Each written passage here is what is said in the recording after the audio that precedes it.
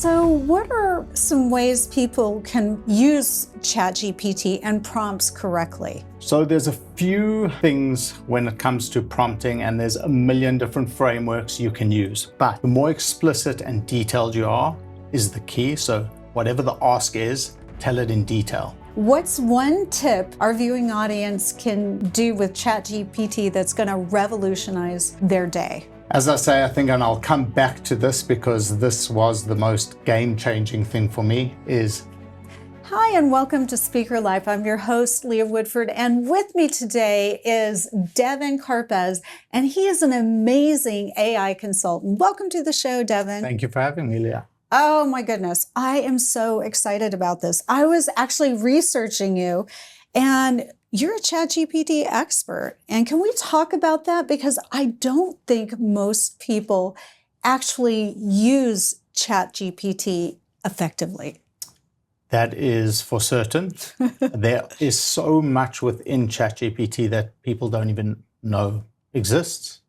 And there are so many tools and ways that you can utilize those tools that unleash its power.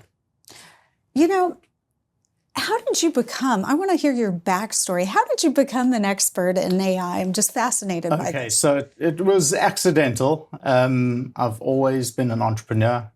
I've had many businesses. My previous and current business, I'm still an equity holder. I'm no longer operational, is a personalized video company. And we ingest data into video so we can send multiple videos to many people, for banks, for insurance, for financial advisors.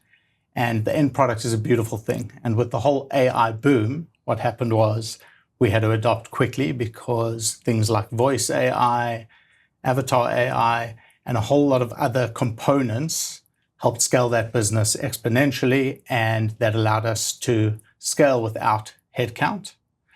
And I initially was so overwhelmed by all these tools, I kept pushing them onto our tech team, and they became overwhelmed.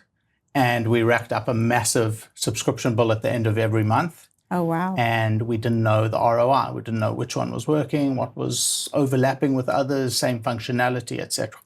I took a step back and I said, I need to simplify. Maybe AI is not a tech-only initiative, but a leadership initiative. And I was using one tool daily, ChatGPT, and I just started going deep and figuring out my prompting skills and how can I leverage this inside the business strategically to help us grow. Maybe it's not about introducing AI tools. Maybe it's our pricing model that needs to change. And when I started doing that, I saw a massive difference. Really? And that's what led me to want to show that to everyone else, other business owners. So what are some ways people can use ChatGPT and prompts correctly? So there's a few things when it comes to prompting, and there's a million different frameworks you can use. But the more explicit and detailed you are is the key. So whatever the ask is, tell it in detail. But there are two key things that are incredible and unlock a whole lot more. So when you assign a role to the AI and tell it who you want it to be, it has this broad knowledge. And when you assign a role, it knows to hone in and how to act and how to respond in that role as an expert in whatever the field is. And then another one is to have the AI interview you. So you say, please ask me one question at a time so that you can get additional context, which unlocks you as the thought leader thinking. Because what happens is you giving a prompt and you're giving context and you're only giving what you know at that particular time. The second you ask it to interview you, unlocks your thinking, you can go back. And then another little tip or trick is to always ask the AI to tell you why. Give you a rationale as to its thinking. Interesting. And I've noticed that just in some of my prompts with AI, there's some personality coming out. You know, when I ask it a question, it'll be a little cheeky with me sometimes. Where does that come from? So ChatGPT and a lot of other LLMs have memory, and it recalls certain things about you and what you like and style and tonality and information and data. What's your dog's name? What's your name? How you like to be addressed, etc. And you can train the model. That's one of the most important components of it, is training the model about what you want it to know, and you can manage that memory inside of ChatGPT. Some people I work with don't even have it turned on. Oh my God, I can't even alarming. imagine. And that's where you'll notice like ChatGPT is very agreeable most of the time. Yes. We do not want that as business owners. We No. want it to be hard on us. We Yes. don't want a yes man. No. So you can tell it what you want out of it. And the more you train it, the better it is. And that comes down to your memories and giving it specific instructions. So you have your custom instructions inside of projects. I don't know if you're familiar with projects. Yes, I am familiar. Okay, so when they first introduced projects, it was because the internet was going wild that they wanted folder structure to make everything neat and tidy, because you don't want this row of chats that are unnamed and what have you. But projects are so much more powerful than this. You can put in custom instructions, and the same as a prompt, if you are detailed and explicit in those instructions, you will get so much more out. And then you can also upload files. So it can now access those files as its brain. Oh, so I can now be more organized as a leader. Exactly. So you always say time is your most valuable asset. How much of your daily workflow can be realistically offloaded to ChatGPT?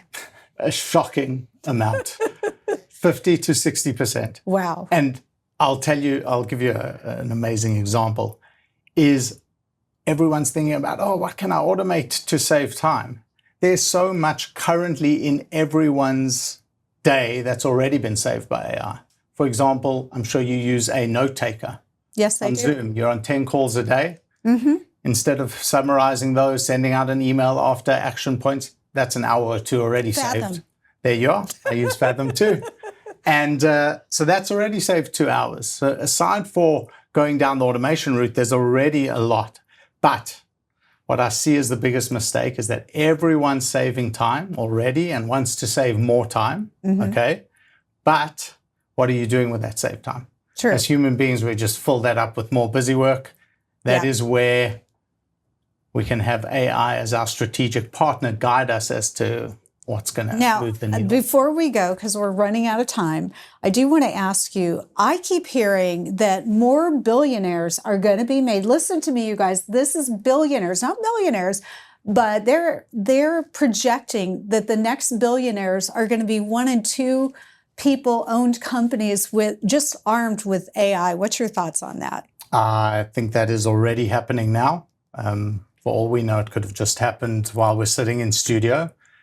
It's not as unrealistic as it may seem if you think about it, where I'm just using an LLM as this powerful strategic partner. You pair that with various tools and automations. That is as if you have 10 additional people, 20 additional people. I have set up in my LLM a CEO, a CFO, a COO, a CMO.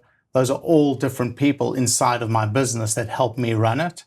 And I certainly believe that's true. And an amazing thing, I don't know if you know the story of the 4-minute mile as an example with Roger Bannister. Yes. It was an impossible feat. No one thought it was possible. 1954, he breaks it. Since then, thousands have. So it's going to take one, and then you're going to see many. That's my view. Wow. Okay, before we leave, what's one tip our viewing audience can do with ChatGPT that's going to revolutionize their day?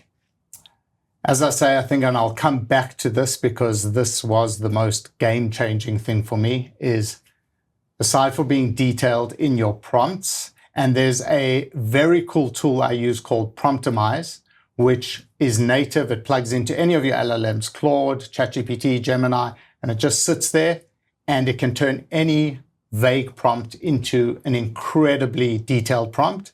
But adding in the questioning you to interview you, the AI must interview you one question at a time so that it can get additional context. And automatically, just from that one little change, you'll see magic. You got to text me that. Oh, thank you so much for being on the show, Devin. Will you come back? Awesome. Of course I will. Pleasure to be here, Leah. This has been Leah Woodford with Speaker Life Magazine. I'll see you next time.